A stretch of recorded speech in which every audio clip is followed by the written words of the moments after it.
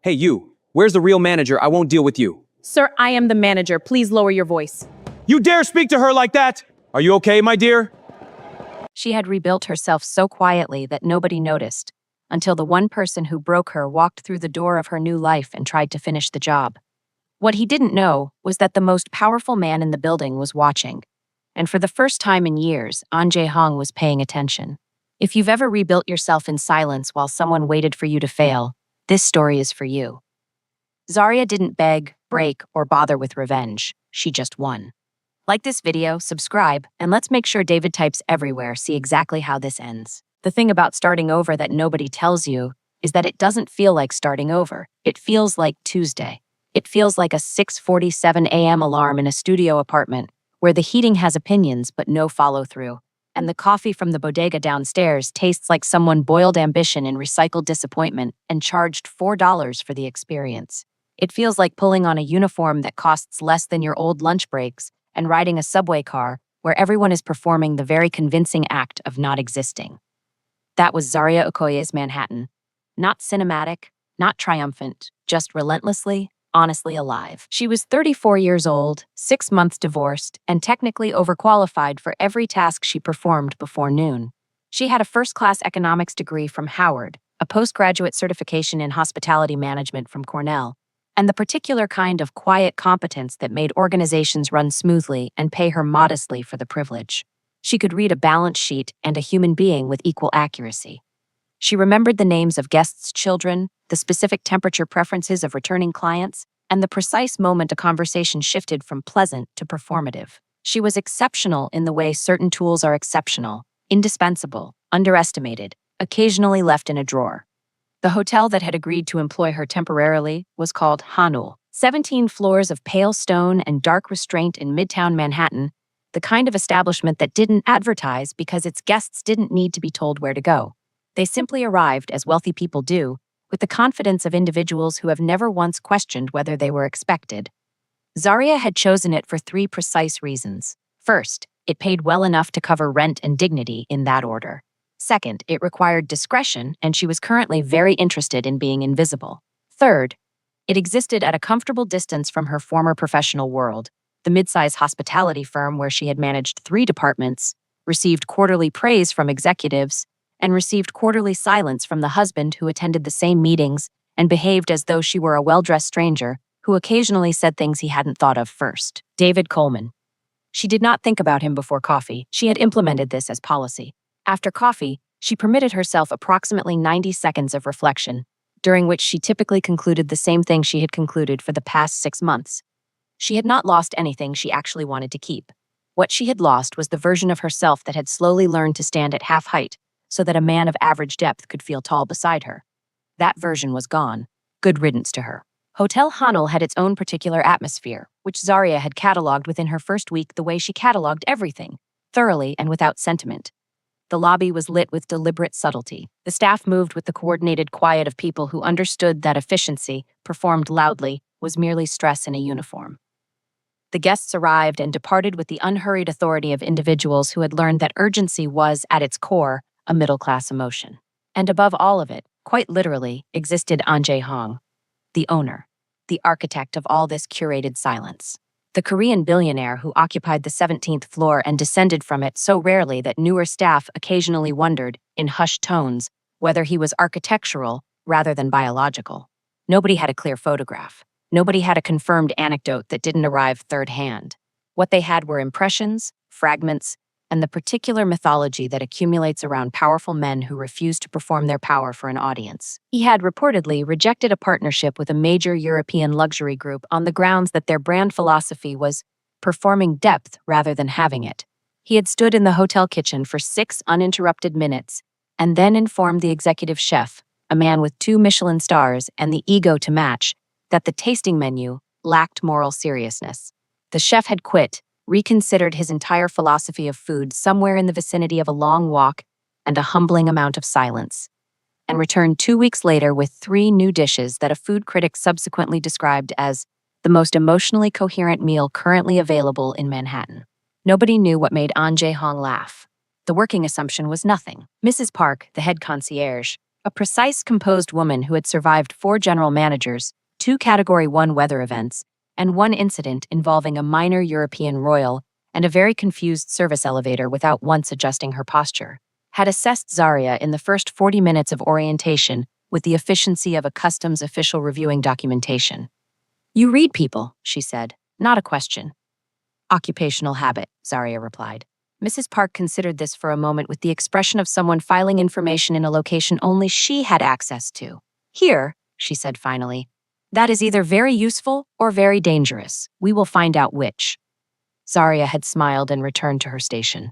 For 6 weeks, life at Hanel was precisely what she needed it to be: structured, absorbing, and quietly restorative. She learned the rhythms of the hotel the way you learn the rhythms of a new city. First the map, then the texture, then the specific sound it makes at 2 a.m. when it thinks no one is listening.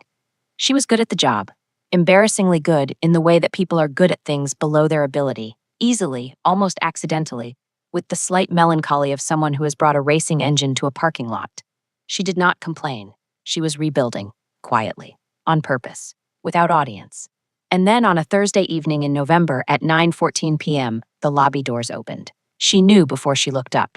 There is a particular disturbance in the air that certain people create when they enter a room. Not presence exactly, but the announcement of an expectation. The silent broadcast of a man who believes the room has been waiting. David Coleman walked into Hotel Hanul with his new girlfriend on his arm and the expression of someone arriving at a destination he was already planning to own. He was wearing a coat that cost more than her first month's rent and carrying the specific confidence of a man who had moved efficiently from one chapter of his life to the next, without pausing to examine what he had done to the previous one. He saw her.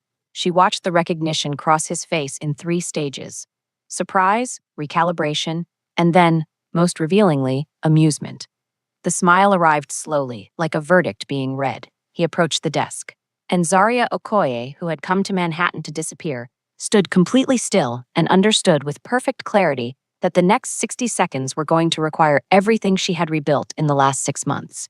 She straightened, she breathed. She smiled the smile of a woman who no longer needed to be anything other than exactly what she was. "Let him come," she thought. "I've been waiting without knowing it."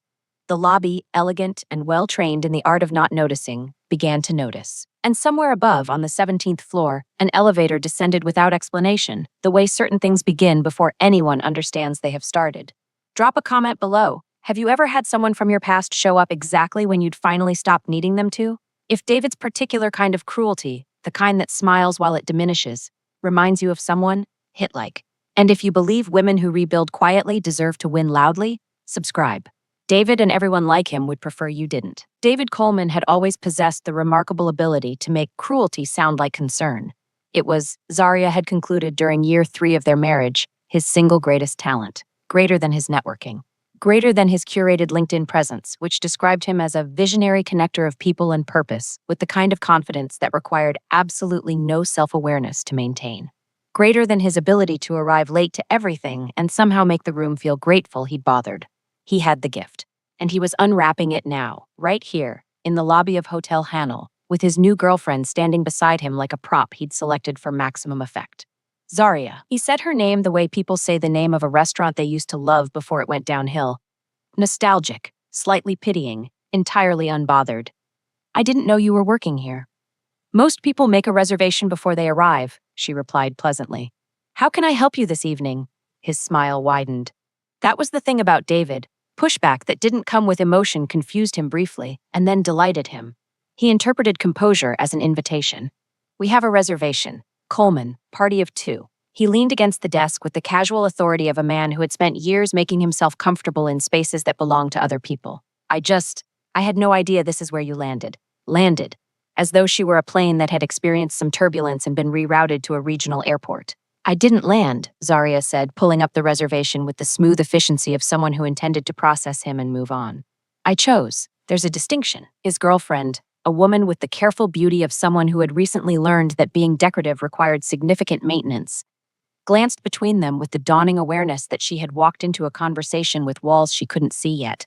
Right. David nodded slowly, performing thoughtfulness.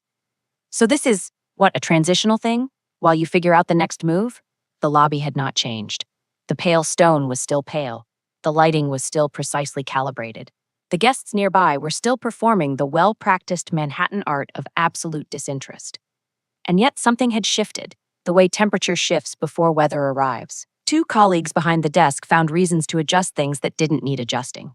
The bellman near the entrance developed a sudden interest in the middle distance. Mrs. Park, stationed at the concierge desk 12 feet away, did not look up from her computer. But she had stopped typing. Transitional, Zaria repeated, as though testing the word for structural integrity and finding it wanting. That's interesting framing. I'd describe it differently. Oh yeah? David's tone carried the gentle condescension of a man who believed he was about to win something. How would you describe it? She looked at him then, fully, directly, with the unhurried attention of a woman who had spent 4 years studying this particular subject and had since defended her thesis. Intentional, she said. I'd describe it as intentional. Silence. Not the silence of awkwardness, the silence of a room recalibrating. David recovered quickly. He always did. That was the machinery of him. I just mean, you were doing so well at Meridian. 3 departments. Everyone said you were the most capable person in the building. He paused. The pause was deliberate. It's just surprising to see you. Here, behind a desk, in a uniform. Somewhere below what he had decided her ceiling should be, now that he no longer needed her to have one. Zaria set his key cards on the desk with the quiet precision of a woman placing the final piece of an argument. David, she said, you spent 4 years being surprised by me. You'd think by now you'd have learned to expect it. The lobby laughed, not loudly, not unkindly, the restrained, involuntary exhalation of people who had been holding something and were quietly, suddenly relieved of it. David's smile stayed on his face the way a flag stays on a pole after the wind has stopped. Technically present, no longer doing anything useful. His girlfriend looked at Zaria with an expression that was difficult to categorize but contained, somewhere in its composition, a question she hadn't known she needed to ask. And from above, from the upper balcony where the mezzanine curved toward the elevator bank, a man who had not been there a moment ago stood at the railing and said absolutely nothing. He didn't need to. His stillness said it for him. Zaria hadn't looked up yet. She would. But first she slid the key cards across the marble desk with a smile so composed it could have been framed. Room 912, she said. Checkout is at 11. Enjoy your stay. She found out about the balcony at 11:47 p.m. Not from a guest, not from management. From Tolu, the night audit clerk who had the organizational discipline of a spreadsheet and the conversational restraint of someone who had never once encountered a piece of information they didn't feel morally obligated to share. He was watching, Tolu said, appearing at Zaria's elbow with the energy of a woman delivering classified intelligence. She was whispering, which for Tolu meant she had reduced her volume to the level of a normal human being. From the mezzanine, the whole thing, start to finish. Zaria did not look up from the occupancy report she was reviewing. Who was watching? Who was? Tolu exhaled. Zaria. An Jae-hong. The man who owns the building we are currently standing inside. That who. This produced a pause, a short one. Zaria was not a woman who granted situations more pause than they deserved, but this particular piece of information required a brief structural assessment before she could file it correctly. Are you certain? She said. Mrs. Park confirmed it. Tolu's eyes were very wide. Mrs. Park, who has confirmed approximately 4 things in the 2 years I have worked here, confirmed this. So yes, I am certain. Zaria set down the report. She thought about this with the same methodical calm she applied to everything. A calm that was not the absence of feeling, but the disciplined management of it.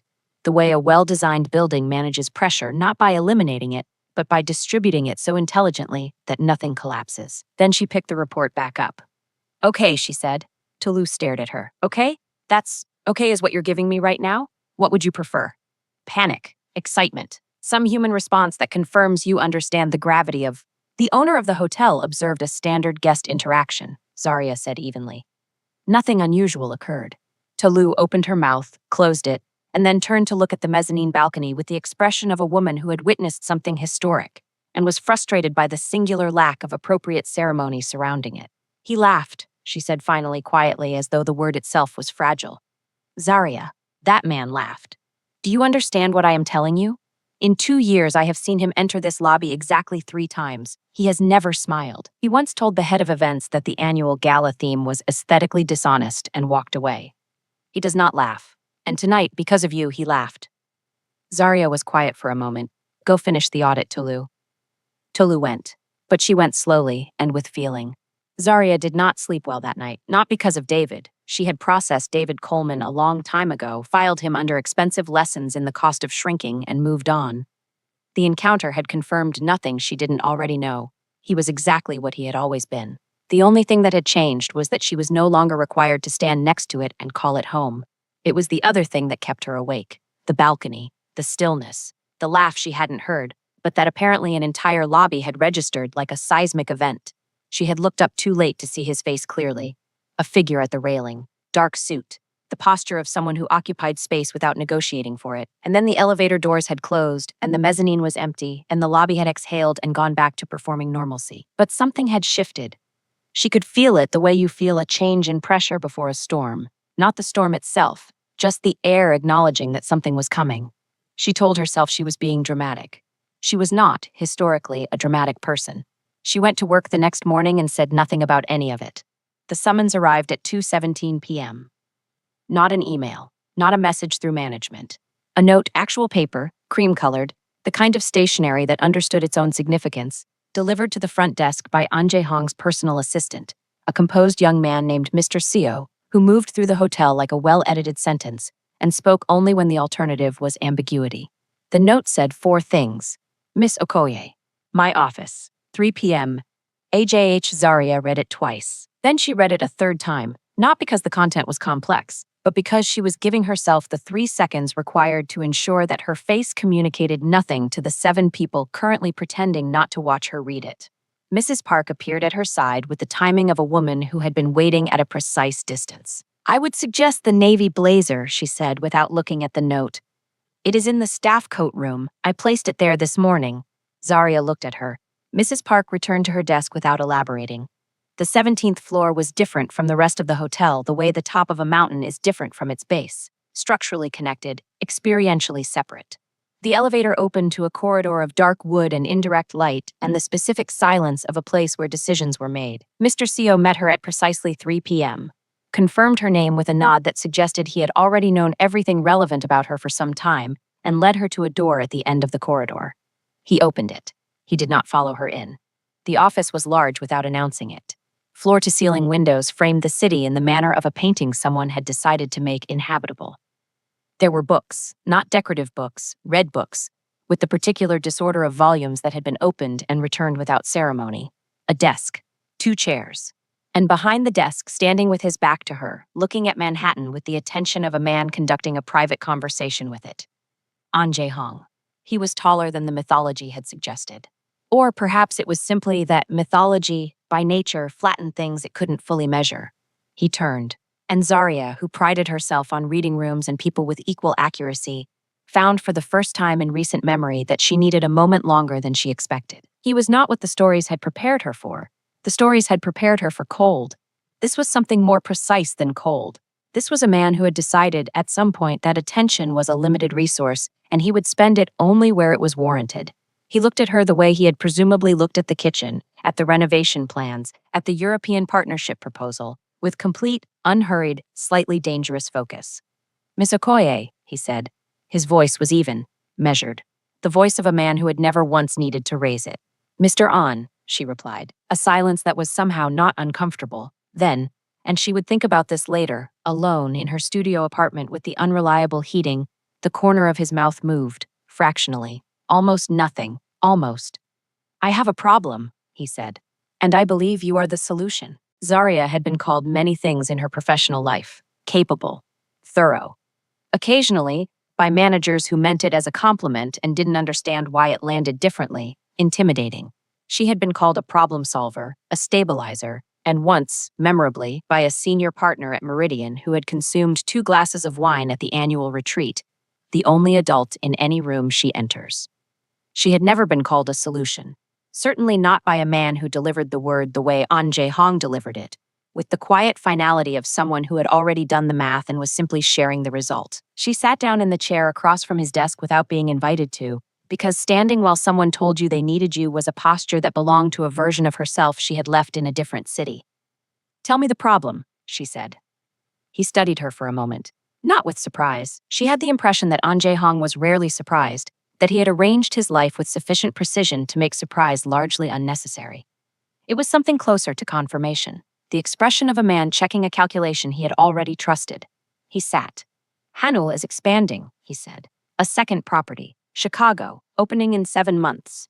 He turned a document on his desk 45 degrees in her direction without sliding it across, an invitation to look, not yet to touch. The general manager I appointed resigned 3 weeks ago.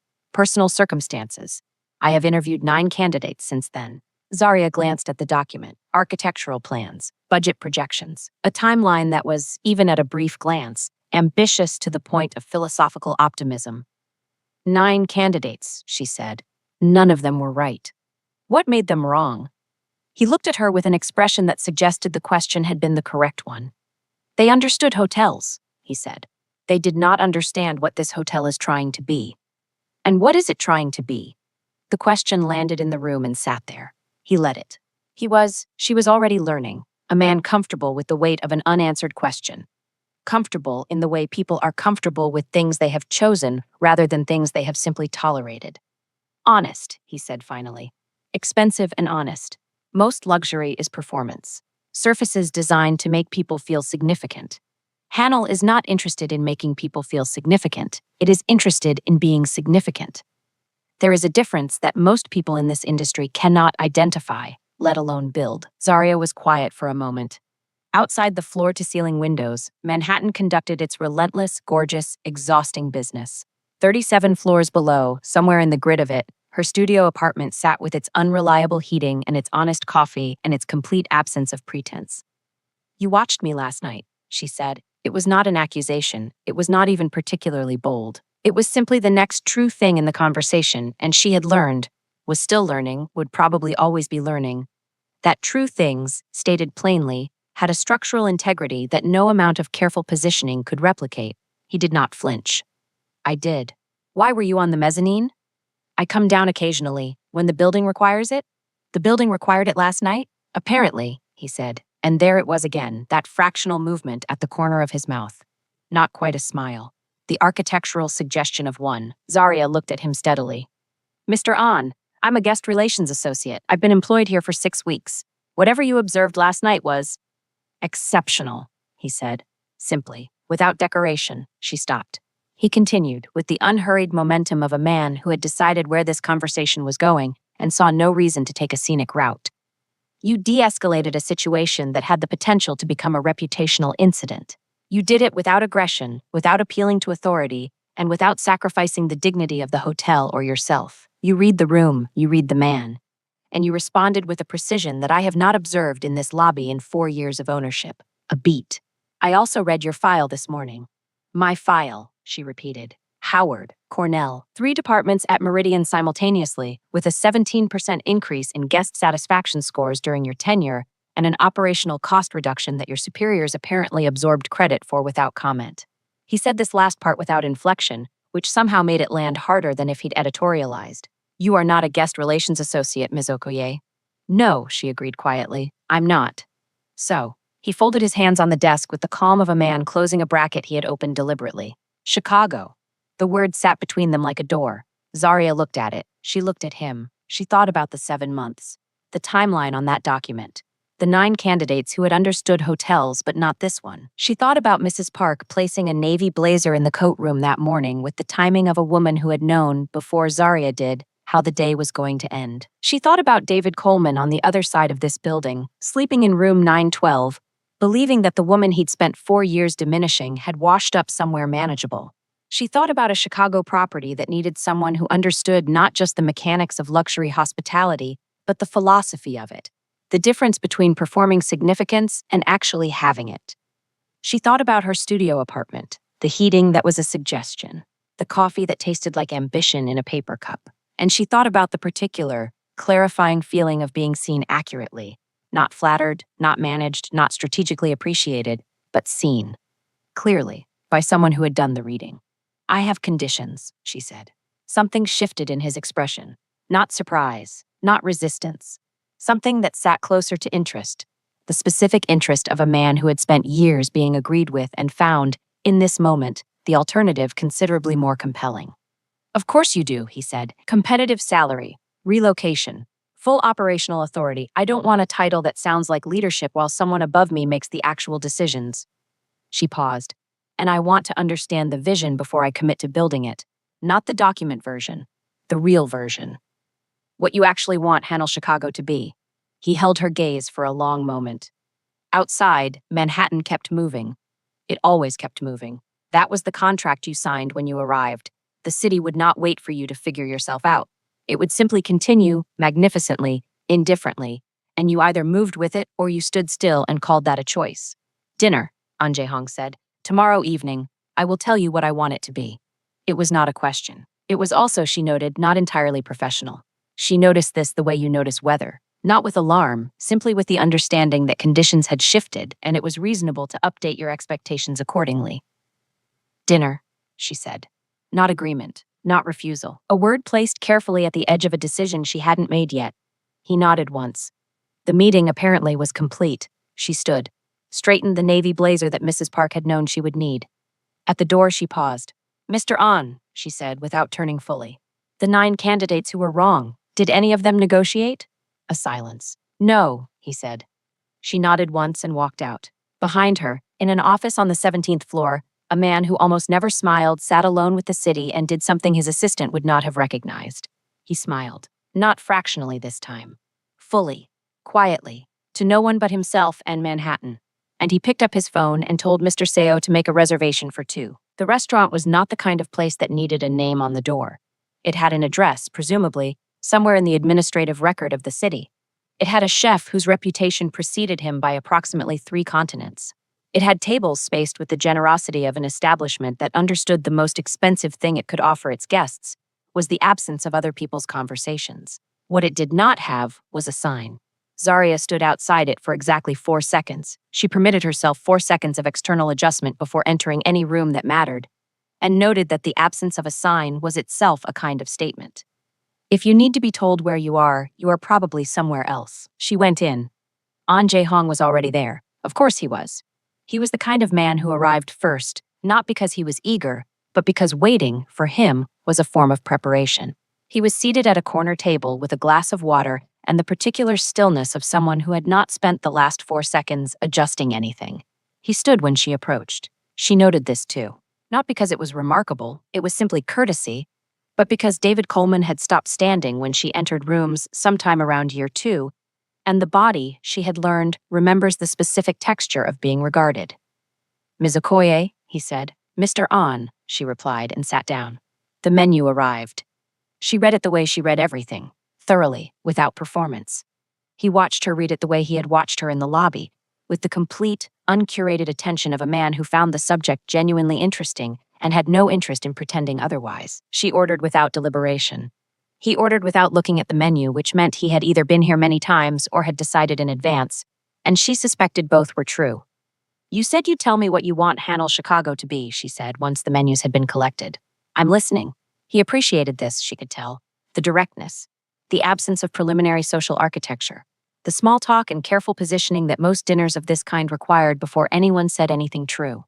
My father built the original Hanel in Seoul, he began.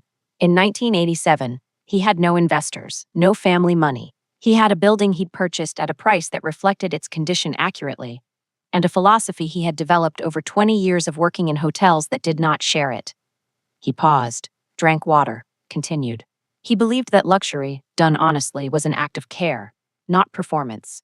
Not the theater of significance, the candles and the marble and the staff who smile with the precision of people who have been trained to smile. A beat. Care. Genuine attention to what a person actually needs, delivered without requiring them to perform gratitude for it.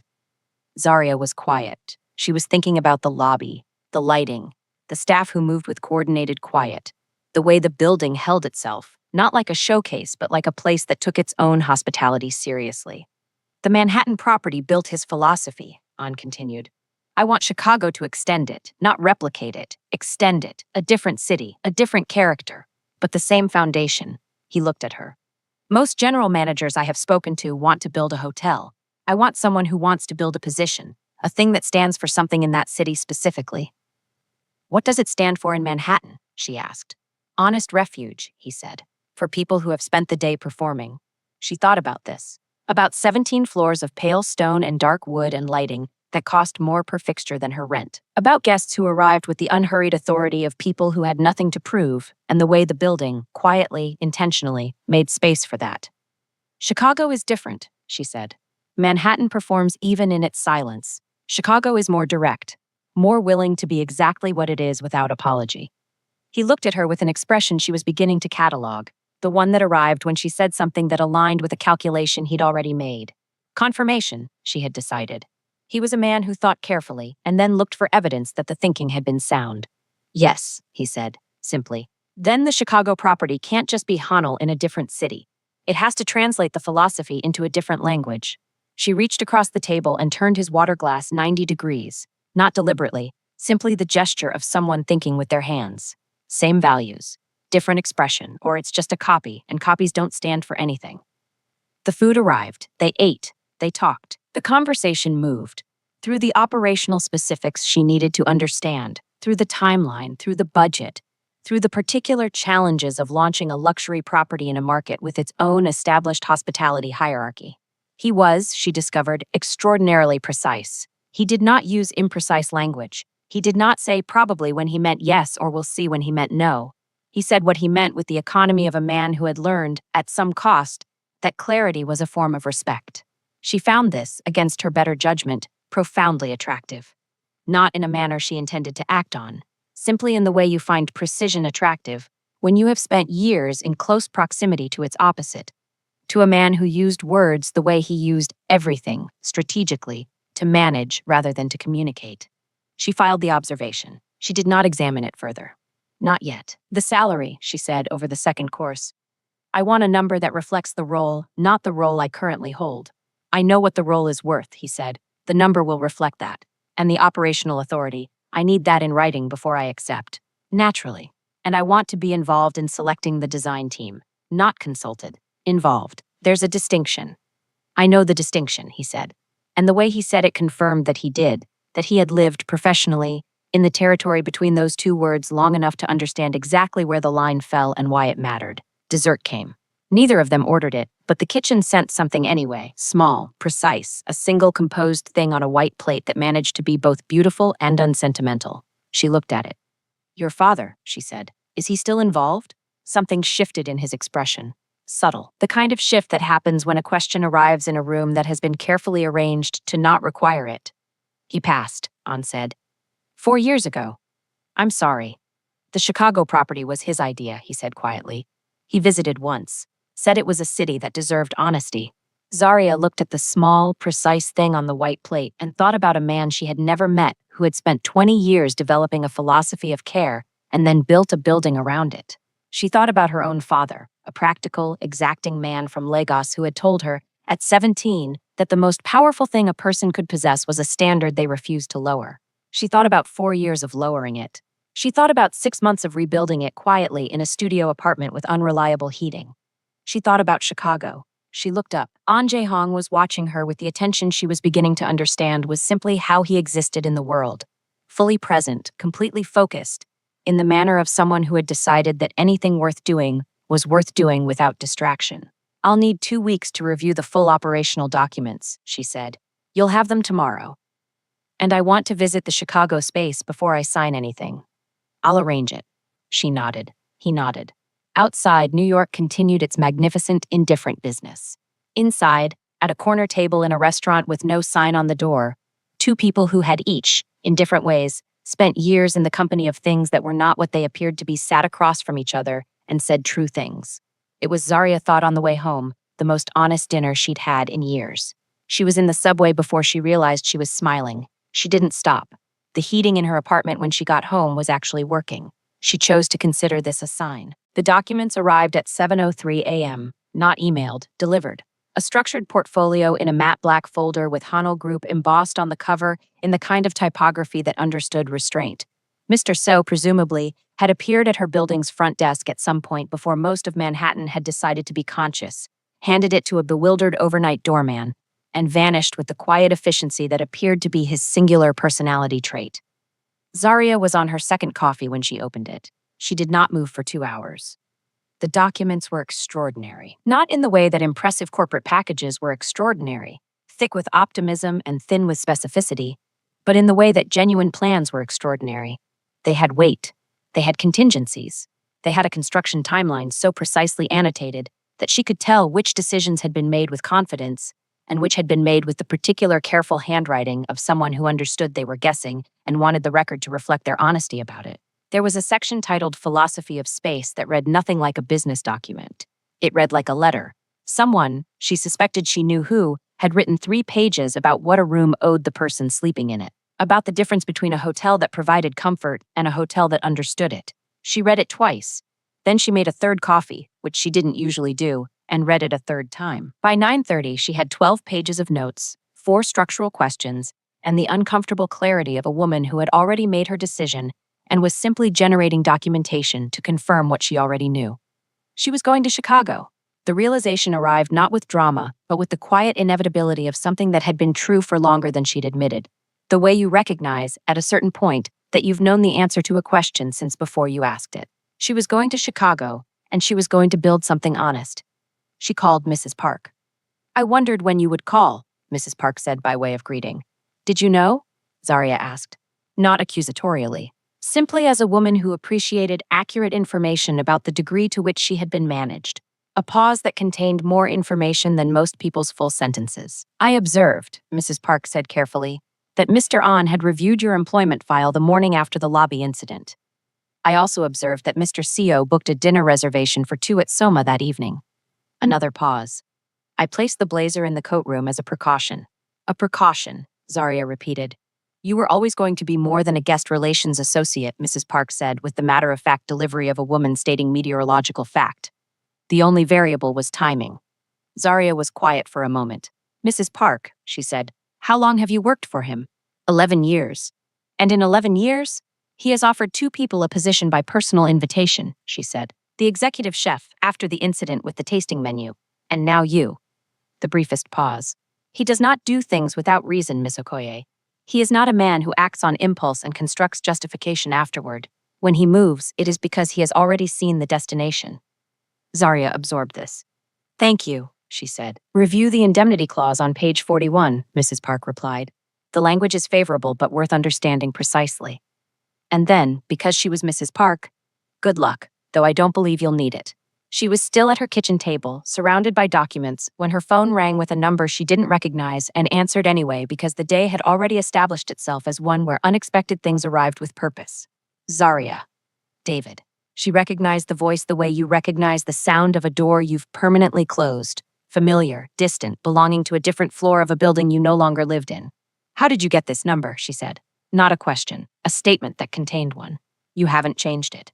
A pause waited with the particular confidence of a man who interpreted the absence of a blocked number as an open door. "I saw you last night, in the lobby. You looked." "I'm aware of what I looked like," she said. "Was there something you needed, David?" A beat. The recalibration she recognized, him adjusting, finding the angle. "I wanted to apologize," he said, "for how that came across. I wasn't trying to—" "You were," she said, pleasantly, without heat. "But it's fine. I'm not interested in the apology. Zarya. I mean that genuinely. Not as a performance of indifference. I'm actually not interested." She moved a document from one stack to another. "I have a full day. Is there something specific you needed?" Silence. Then, in a register she recognized as the one he used when pleasantness had failed and honesty arrived by default. "Are you seriously taking a job with him?" She went still. "Excuse me?" "An Jae-hong." The name arrived in his mouth with the texture of something he found difficult to hold. "It's all over the hotel staff, apparently. You were seen going to 17. People talk." "People do," she agreed. "Zarya." His voice shifted into the register she recognized as the one he reserved for advice she hadn't requested. "I know how these things look. A man like that, he notices a woman, he manufactures a reason to elevate her, and then— David." She said his name with the same quiet precision she had used in the lobby, not loudly, not bitterly, with the measured calm of a woman who had made peace with the fact that some people would always interpret her accomplishments as the product of someone else's interest. "I want you to hear me very clearly." He read my file, my actual professional file. Howard, Cornell, 7 years of documented performance. He offered me a position commensurate with my qualifications. A pause. I know that particular explanation doesn't fit the narrative you need, but I'd encourage you to make peace with it.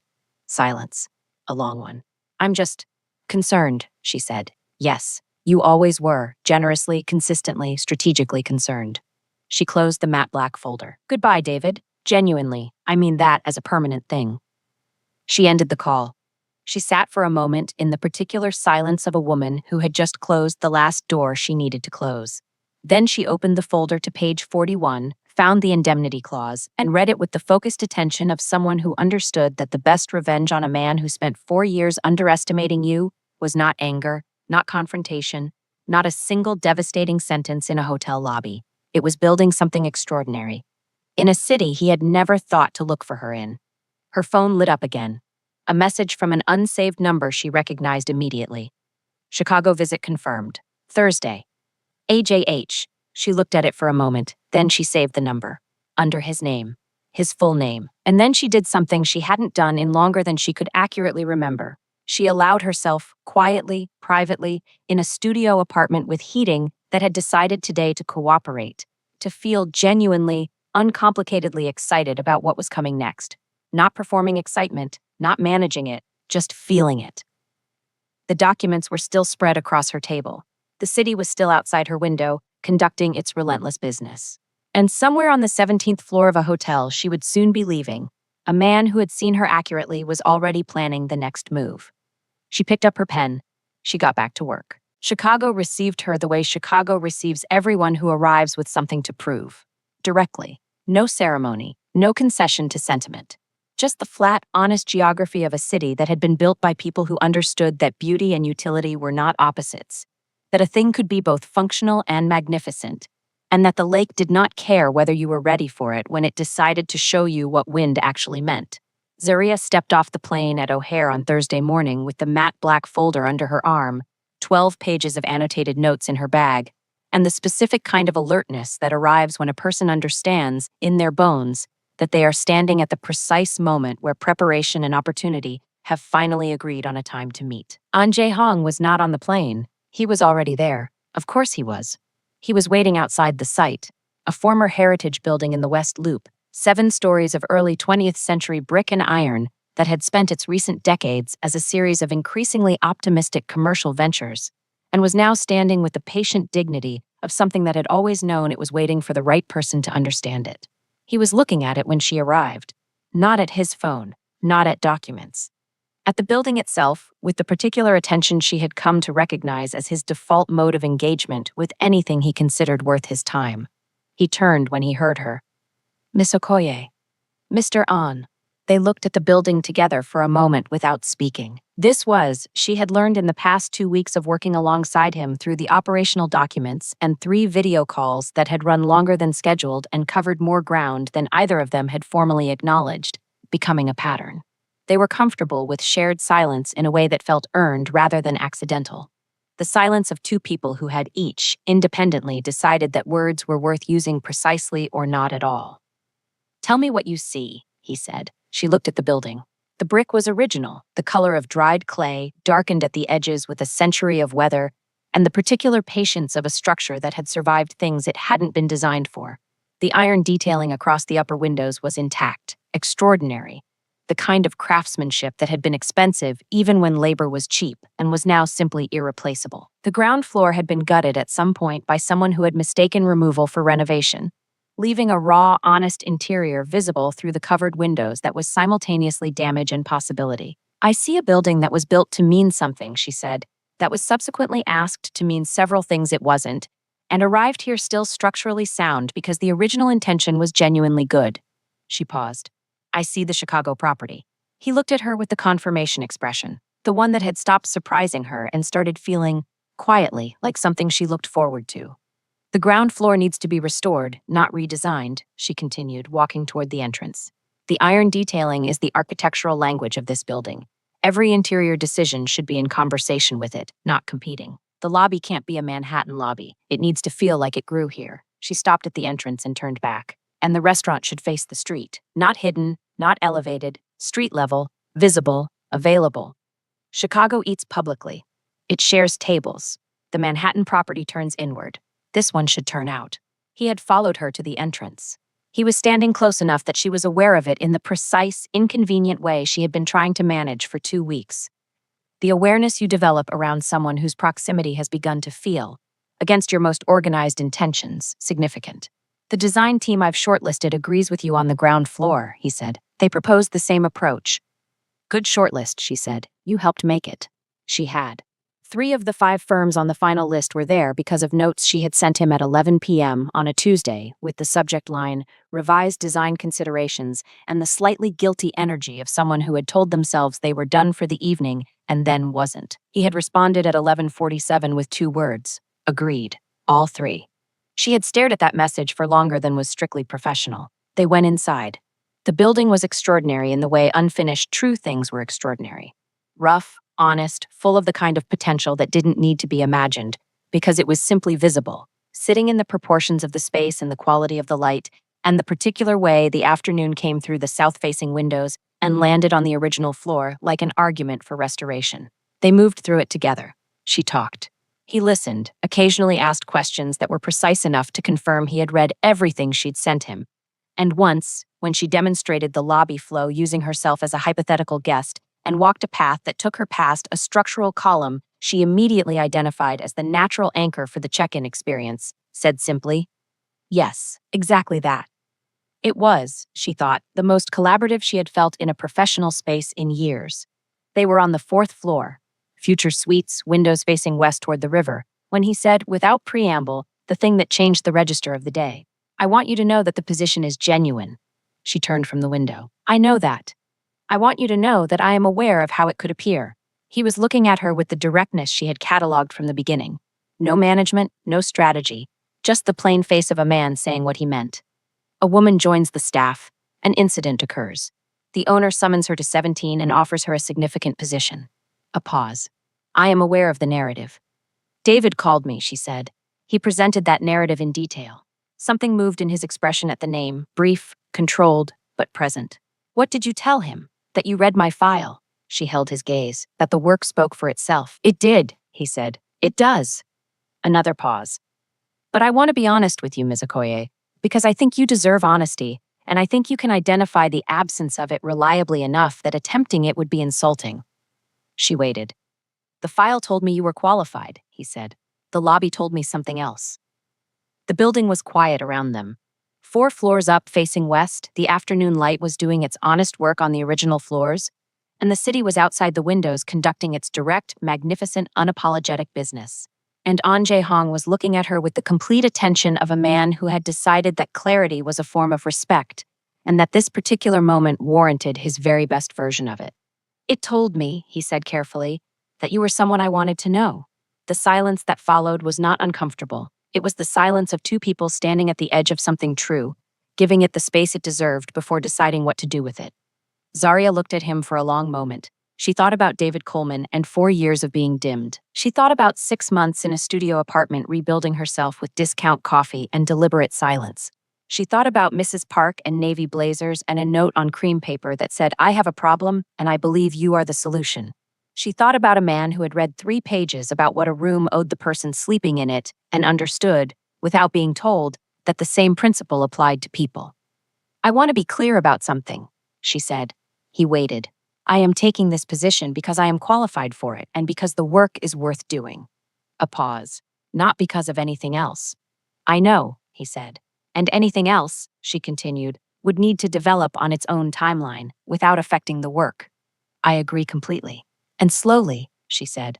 "I don't do things quickly anymore. I used to. I've revised my position." The corner of his mouth moved, not fractionally this time, with genuine unguarded warmth, the full version of the expression she had been collecting pieces of for 2 weeks. "I am a patient man, Ms. Okoye," he said. "I once waited 6 years to acquire a building because the timing wasn't right." She looked at the exposed brick, the original iron, the afternoon light on the honest floors. "Was it worth it?" she asked. "Every building I have waited for has been," he said. She understood precisely that they were no longer talking about buildings. She turned back to the window. Below them, Chicago moved with the direct, purposeful energy of a city that did not perform its own magnificence, but simply lived it. Frankly, fully, without apology. "I'll sign the contracts Monday," she said. "I'll have them ready." She nodded. He nodded. And they stood together in the honest, unfinished space of something that was just beginning. Not rushing it, not performing it, simply allowing it to be exactly what it was. Which was, she thought, the most Honol thing either of them had ever done. 6 months later, Honol Chicago opened on a Thursday. The reviews called it the most emotionally coherent hotel in the city, a place that understood what it was, a place that turned toward the street and meant it. The general manager, the papers noted, was exceptional. Zaria Okoye read the reviews at her desk on the 7th floor in an office with west-facing windows and original iron detailing and afternoon light that landed exactly where she had said it would. She had a coffee, good coffee, not the discount kind, though she kept a bag of that too on a shelf, because she had decided that the studio apartment years deserved to be remembered rather than erased. Her phone lit up. A message from a saved contact. The flowers in the lobby. They're honest. AJH. She looked at it for a moment. Then she smiled. Not fractionally, not carefully. Not with the managed composure of a woman who had learned to keep her reactions at half volume. Fully. Quietly. To no one but herself in Chicago. She typed back. I know. I chose them. She set the phone down, turned to the window, and looked at the city that her father had once told her deserved honesty. He had been